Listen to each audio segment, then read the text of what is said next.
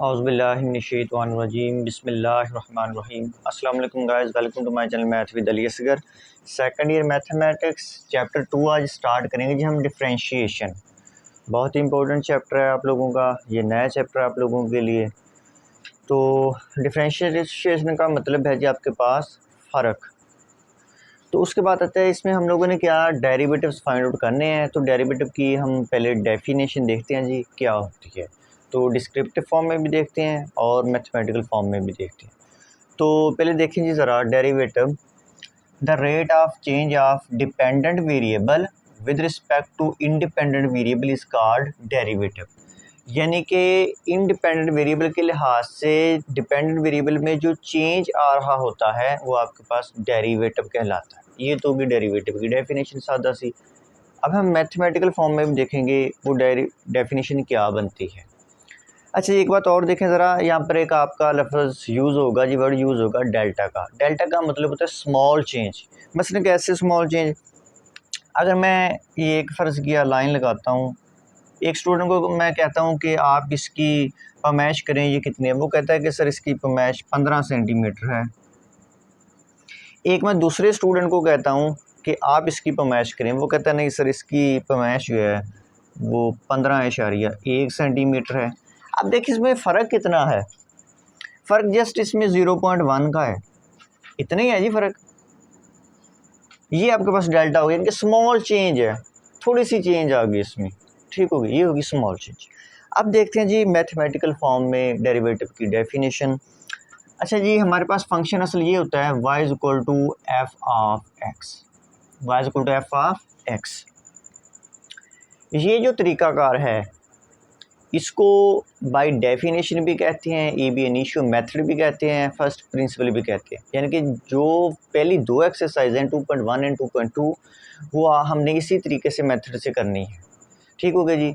जो बाकी power rule, इसके बाद जाएंगे हम पावर रूल की तरफ। 2.3 से स्टार्ट होगा ऑनवर्ड, जिस तरह मतलब कि एक्सरसाइज आती जाएंगी इस तरह हम आपको ब्रीफ करते जाएंगे। तो देखिए मेरे पास फंक्शन ये होता है Y equal to F of X. तो सबसे आप लोगों ने क्या करना है, इंक्रीमेंट पुट करना है, असाफा करना है। यानी कि वो कैसे, मसलन y की जगह आपने इंक्रीमेंट पुट करना है y प्लस डेल्टा y, ठीक हो गया जी।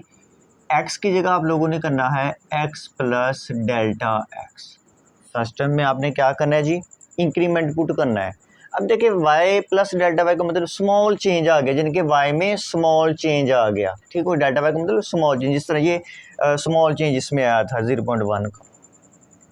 क्या करना है जी, ये हमारे पास फंक्शन की फॉर्म होती है, हमने क्या किया, इंक्रीमेंट पुट कर दिया। अब आप लोगों ने क्या करना है, आपने y को राइट साइड पे माइनस कर देना है ले जाकर, डेल्टा y इधर रह गया, F of x plus delta x, इसको बेशक आप 1 का नेम भी दे लें, माइनस y उधर माइनस हो गया। अच्छा अब y की वैल्यू लगाएं, देखिए 1 में आपके पास y की वैल्यू पड़ी है x plus delta x minus y की वैल्यू क्या है जी, f of x, f of x. अब आप लोगों ने क्या करना है, डिवाइडिंग बाय डेल्टा एक्स,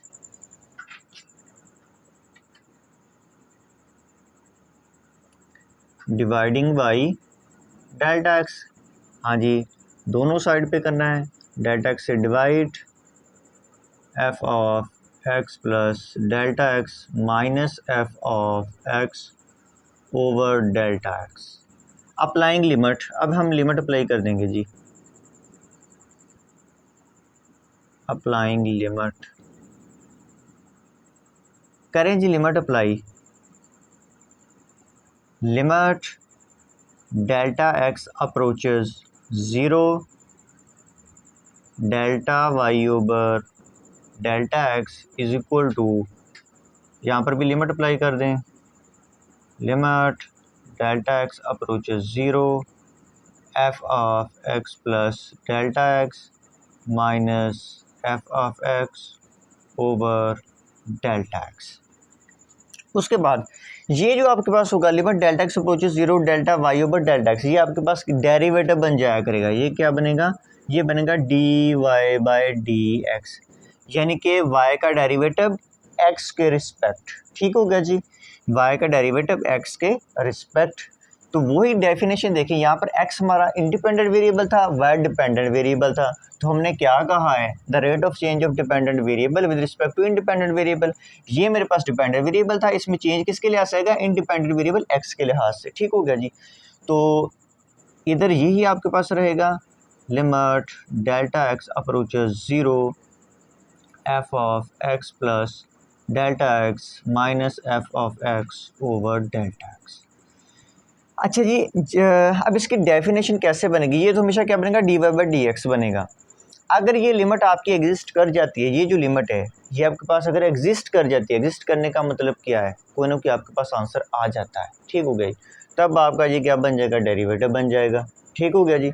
ये हमेशा क्या बनेगा, D Y by D X बनेगा, जब इतना हिस्सा हम बना लिया करेंगे। ये जो चीज़ क्या कह रही है कि अगर ये वाली लिमिट एग्जिस्ट कर जाती है, ये लिमिट, तब आपके पास डेरिवेटिव बन जाएगा। ठीक हो गया जी। तो ये इसको कहते हैं जी फर्स्ट प्रिंसिपल भी कहते हैं, बाय डेफिनेशन भी कहते हैं डेरिवेटिव फाइंड करना, ए बी इनिशियो मेथड, 3 नाम है जी इसके। तो अब मैं क्या करूँगा जी, एक्स का डेरिवेटिव 1 होता है, वो मैं बाय डेफिनेशन आपको प्रूव करके दूंगा। ठीक हो गया जी। और कांस्टेंट का डेरिवेटिव 0 होता है, ये भी मैं आपको बाय डेफिनेशन प्रूव करके दूंगा। ये दो चीज़ें आप लोगों ने अभी से याद रखनी है जी, एक्स का डेरिवेटिव 1 होता है और कांस्टेंट टर्म का डेरिवेटिव क्या होता है जी, 0 होता है। देखें जी, prove by definition the derivative of x is 1। Next क्या है जी, prove that derivative of constant term is 0। तो ये मैंने आपको बता तो दिया है कि एक्स का डेरिवेटिव 1 होता है, ठीक है जी, और कांस्टेंट टर्म का डेरिवेटिव 0 होता है। वो हम बाय डेफिनेशन प्रूव करेंगे, जो हमने अभी मैथमेटिकल फॉर्म की थी उस तरीके से करेंगे। अच्छा जी, देखिए यहाँ से तो पता चलता है कि डेरिवेटिव कांस्टेंट का 0 होता है। वो कैसे, हमने डेफिनेशन में क्या कहा है, the rate of change of dependent variable with respect to independent variable is called derivative. लेकिन कांस्टेंट टर्म में तो चेंज आएगा ही नहीं, वो तो कांस्टेंट ही रहता है, तो उसका डेरिवेटिव क्या बनेगा, 0। तो लिखते कैसे हैं जी, इधर मैं आपको पहले बता देता हूँ, यानी कि D Y by D X, यानी कि एक्स का एक्स के लिहाज से डेरिवेटिव क्या होता है जी, 1। एक तो आप लोगों ने अभी से ये याद रखना है, ये इस्तेमाल होगा जी। ठीक हो गया। और कांस्टेंट का डेरिवेटिव 0 होता है, यानी कि D Y by D x, c लिख लेते हैं, सी से मुराद कांस्टेंट, कोई भी कांस्टेंट, उसका डेरिवेटिव क्या आएगा जी, मेरे पास 0 आएगा। अब हम इनका प्रूव करते हैं जी। अच्छा, यहाँ पर देखें जी, हम फर्ज कर लेते हैं let y is equal to X, ये मैंने फंक्शन ले लिया। उसी तरीके से इंक्रीमेंट पुट करें इसमें, हाँ जी, y की जगह y plus delta y, x की जगह x plus delta x, y को राइट साइड पे माइनस करें, x plus delta x minus Y, y की वैल्यू लगाएं, प्रैक्टिस कर लें। अभी पहले 2 एक्सरसाइज में यही तरीकाकार चलेगा। हाँ जी, x प्लस डेल्टा x, अब y की आप वैल्यू लगा दें, y की वैल्यू मेरे पास x है, माइनस x, ये देखें कैंसिल आउट, डेल्टा x रह गया। अब क्या करना है, dividing by delta x, dividing by delta x, delta y over delta x, delta x over delta x, ये कट जाएगा। ठीक हो गया।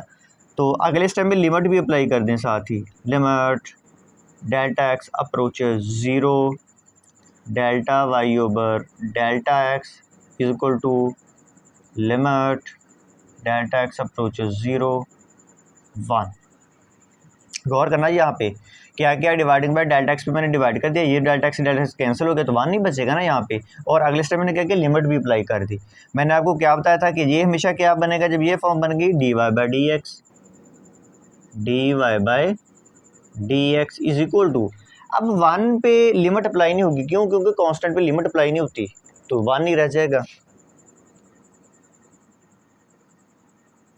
तो साबित हो गया कि देखिए y, अब यहाँ पर आप y की बेशक वैल्यू लगा सकते हैं, y क्या था x, यहाँ पर अगर x लिखेंगे तो देखें ये टर्म नहीं बन गई मेरे पास। तो y का यानी कि x का डेरिवेटिव क्या होता है जी, 1 होता है। वो हमने फर्स्ट प्रिंसिपल बाय डेफिनेशन या ab इनिशियो मेथड से फाइंड आउट कर लिया है।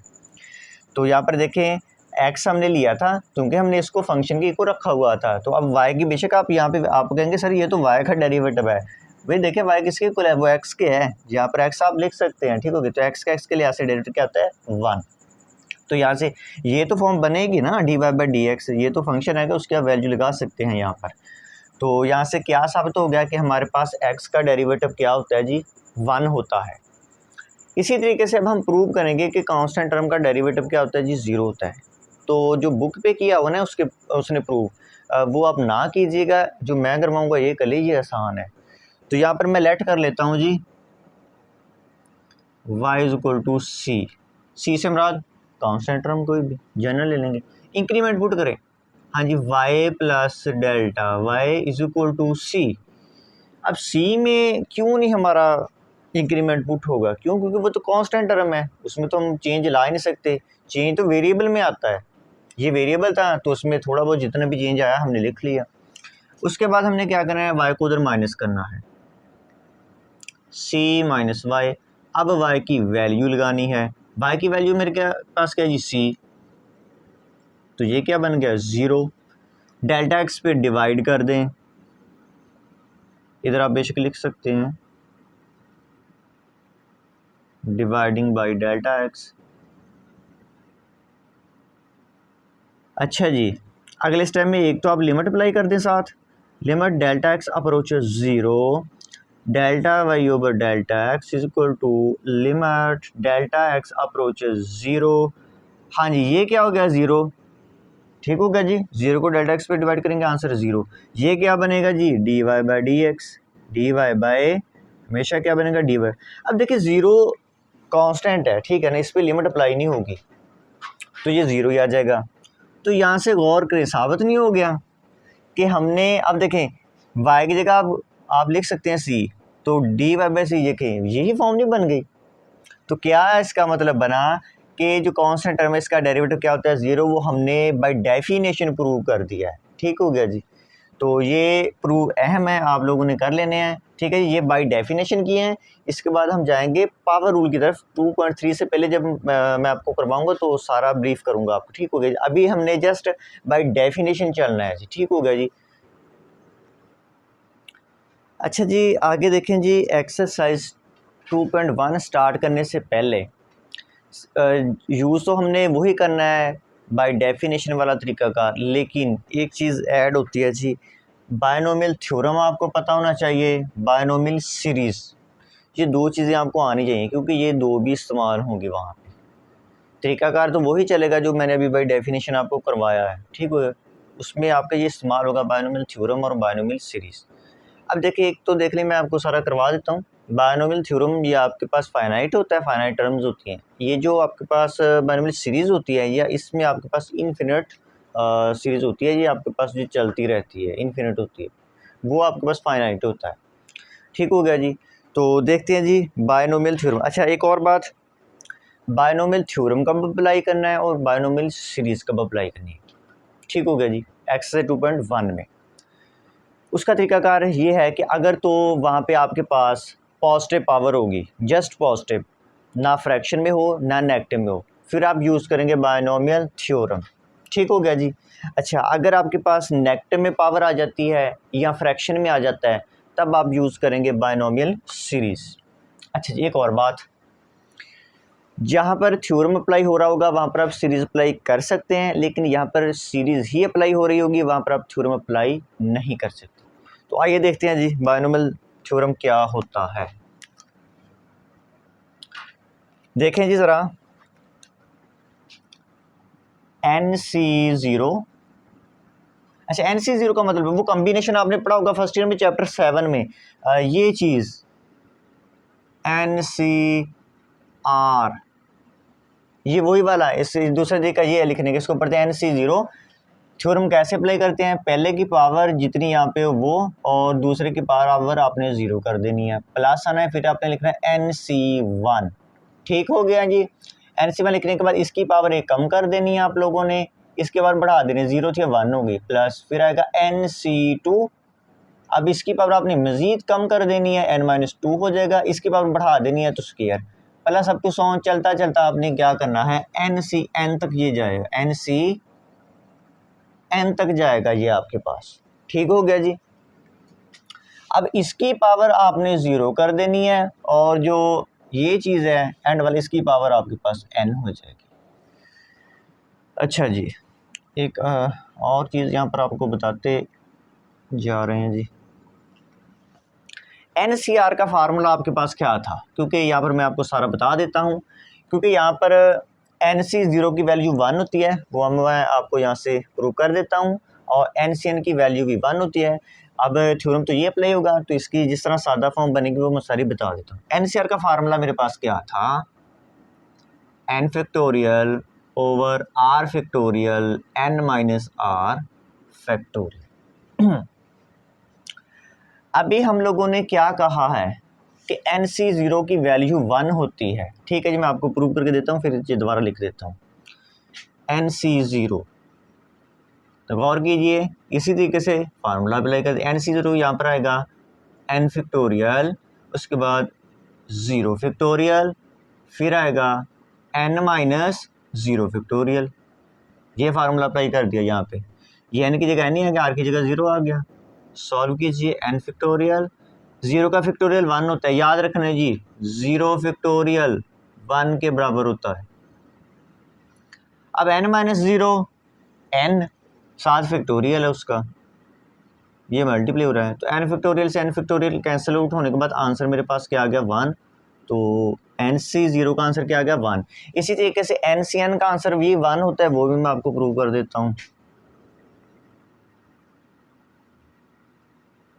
ऐसे आप लिख लेंगे, फार्मूला अप्लाई करें, n फैक्टोरियल, उसके बाद नीचे वाले का फैक्टोरियल, फिर इन दो को माइनस करके फैक्टोरियल, ये फार्मूला अप्लाई हो रहा है, n minus n factorial, n factorial, n factorial, n minus n 0 यानी कि 0 factorial, n factorial over n factorial, 0 factorial 1 हो गया, कैंसल आउट, फिर ये 1, यानी कि NCN भी मेरे पास कितना आ गया, 1 आ गया। ठीक हो गया जी।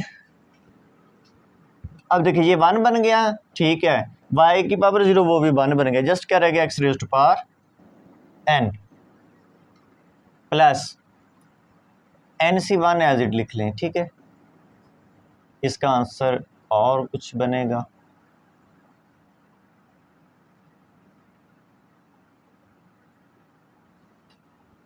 Plus up to so on, ये 1 हो गया, यहाँ पर x के पास 0 वो भी 1 हो गया, तो रह गया y raised to power n। तो बाज़ का हम क्या किया करेंगे, ये डायरेक्ट अप्लाई कर दिया करेंगे। ठीक है जी, तो असल तरीकाकार ये अप्लाई करने का, ठीक हो गया जी। तो यहाँ पर बाज़ का ये फॉर्म बना करेगी, तो परेशानी होना, मैंने आपको सारे डिटेल से ये बता दिया है। ठीक हो गया, ये कैसे वैल्यूज़ 1 बनती है। अच्छा जी, उसके बाद मेरे पास आ जाता है जी बायनोमियल सीरीज़। बायनोमियल सीरीज़ कैसे अप्लाई करते हैं। बायनोमियल सीरीज़ में आपके पास ये हमेशा 1 होना चाहिए, अगर यहाँ पर कोई वैल्यू होगी तो आपने क्या करना है, उसको 1 बनाने की कोशिश करनी है। तो देखें जी कैसे अप्लाई करते हैं सीरीज़, ये 1 एज इट लिखना है, प्लस ये पावर सेकंड वाले के साथ मल्टीप्लाई करके लिख देनी है। उसके बाद आपने क्या करना है जी, पावर लिखनी है, पावर से कम कर देना है, ओवर 2 का फैक्टोरियल, ये जो सेकंड पे लिखा होगा इसका आपने स्क्वायर कर देना है, प्लस पावर में से मज़ीद एक कम करना है, मज़ीद एक कम किया, n-2 बन गया, यहाँ पर बनेगा 3 फैक्टोरियल, और इसका आपने कर देना है cube, plus up to so on, ये चलता जा रहा है क्योंकि ये अनएंडिंग है, इनफिनिट सीरीज़ है, चलती जाएगी। तो एक्सरसाइज 2.1 स्टार्ट करने से पहले आप लोगों ने ये अच्छे से देख लेना है। ठीक हो गया जी, तो सारा मैंने आपको हिंट दे दिया। 2.1 में जो यूज़ होगा बाय डेफिनेशन वाला तरीकाकार और binomial theorem and binomial series. ठीक है जी, इसको आप लोगों ने अच्छे से प्रिपेयर कर लेना है कि थ्योरम कैसे अप्लाई करना है, सीरीज़ कैसे अप्लाई करनी है। तो नेक्स्ट हम करते हैं जी अगला क्वेश्चन।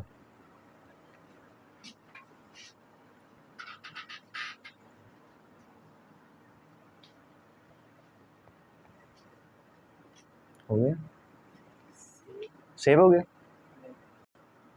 तो अब मैं नेक्स्ट 2.1 स्टार्ट करूंगा, तो आप लोगों ने ये लेक्चर अच्छे से तैयार करना है जी। ये लेक्चर तैयार हो गया तो समझो 2.1 एंड 2.2 आपकी कंप्लीट हो जाएगी। ठीक हो गया जी, तो अब हम नेक्स्ट स्टार्ट करते हैं एक्सरसाइज 2.1।